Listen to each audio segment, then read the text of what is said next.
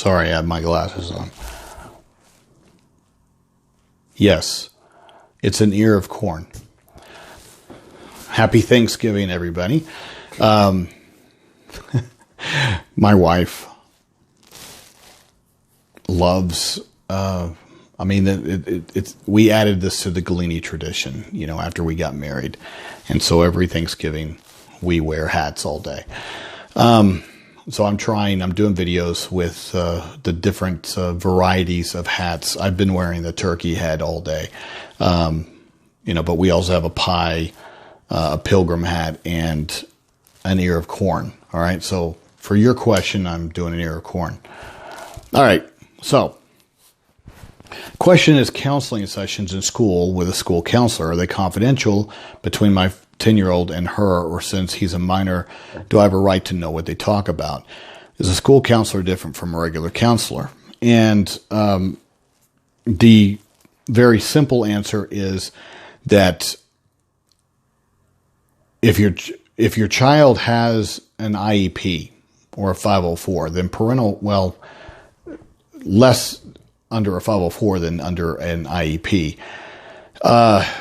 But I can tell you that school counselors are available to all children in the school, so therefore you don't necessarily they don't necessarily need your consent to have the school counselor talk to or work with your child, okay? Because if it's available for all children, then consent's not required. If it's written into your IEP as a service, then yes, consent is needed as part of your IEP services, and then those services need to be designated with goals, with time, the day of the week, goals, data collection, all of those things.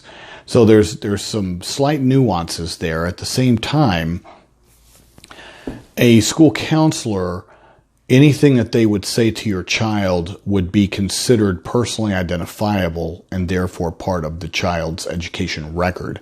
And if it's part of the child's education record, then you would be entitled to a copy of that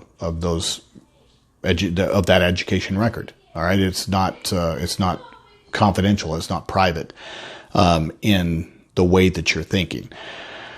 The only thing that I can think of that you would not be entitled to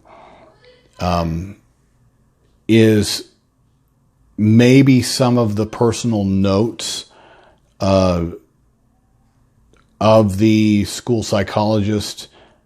But if the notes are personally identifiable, meaning that you can extrapolate from the notes that it is about your child, then it would be personally identifiable, and it would destroy any kind of privacy, or those things for the school counselor. But if it's just gobbledygook, scribbling notes or whatever that is not identifiable to any particular child, then no, you wouldn't have a right to those. Any kind of assessments like IQ test or achievement that are owned by an outside company, those would be proprietary, and you wouldn't have a right to get those. All right, but that wasn't part of your question. Your question was school counselor, and no. I mean, and you can always, if they want to give you a beef about it, then you can always, as a parent, send them notice that you do not give consent or permission for your child to be seen and talked to with the school counselor. You can do that. Now, if it's part of your child's IEP services, then, you would have had to consent, and you would have had to write it in the IEP, and at that point, make it very clear,